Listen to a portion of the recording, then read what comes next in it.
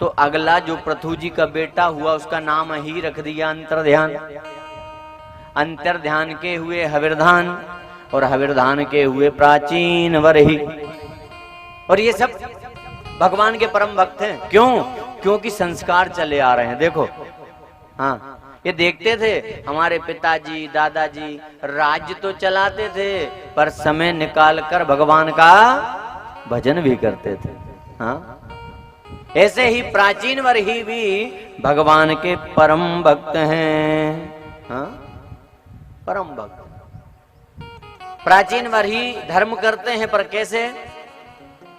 प्राचीन वरही यज्ञ करते हैं। हाँ, और कितने यज्ञ किए पता है?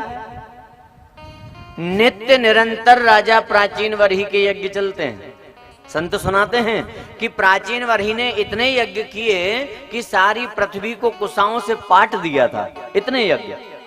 आज यहां समाप्त, कल दूसरा प्रारंभ, वहां समाप्त, तीसरा, अनवरत यज्ञ चल रहे हैं। हाँ, ऐसे ही एक बार प्राचीन वरही यजमान बने बैठे हैं, विशाल यज्ञशाला, आहुति दे रहे हैं।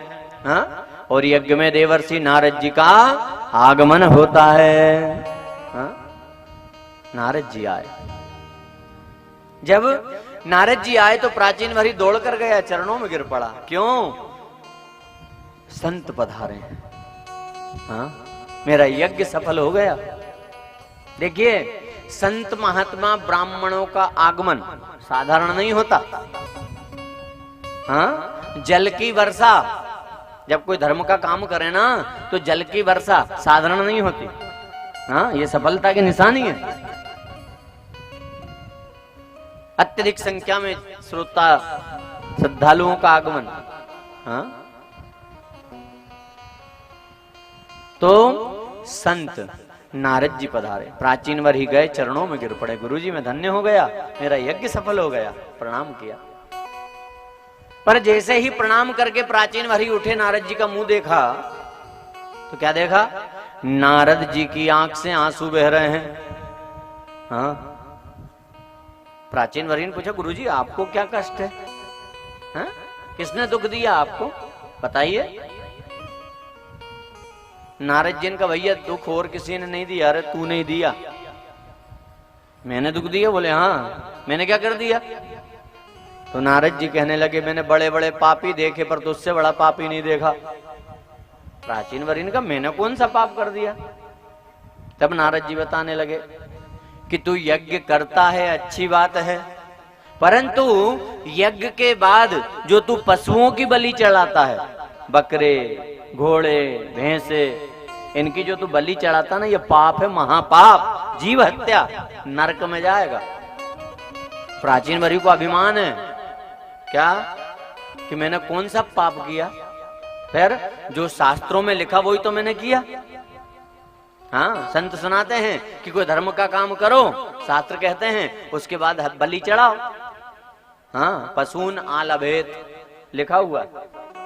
तो नारद जी ने आज इस बात को स्पष्ट रूप से कहा है कि लिखा तो है पशून आलभेत, पर उसका मतलब तो समझो। हाँ? अरे शब्दों का अर्थ बदला और स्थिति ये आ गई, जीव हत्या होने लगी। अरे बलि चढ़ाने का तो लिखा है, और बाद में नहीं, बलि तो पहले ही चढ़ा दो जब कोई धर्म का काम करो। काहे की बलि चढ़ाओ? पशु की नहीं चढ़ाना। कोई देवता नहीं है जो पशु की बलि मांगे। यार, अगर बलि चढ़ाना है तो अपने अभिमान रूपी बकरे की बलि चढ़ाओ।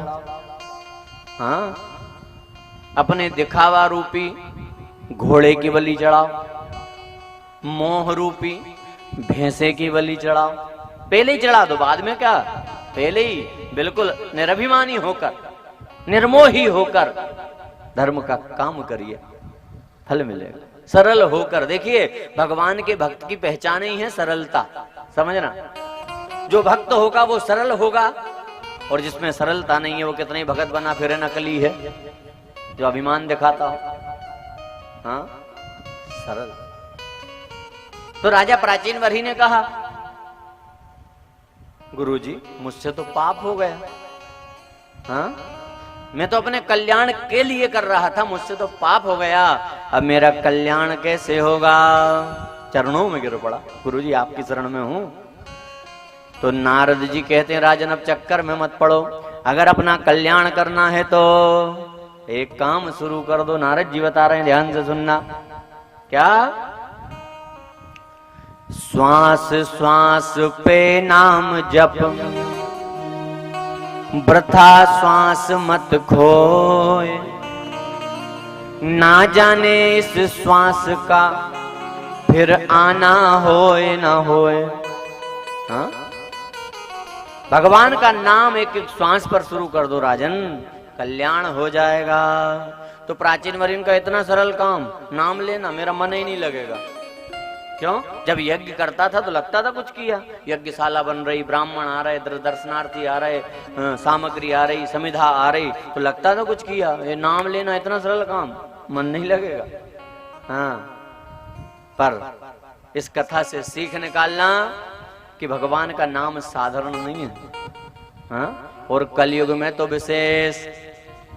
कल भी आपसे कहा था, कलयुग में नाम की महिमा है। राम से बड़ा राम का नाम।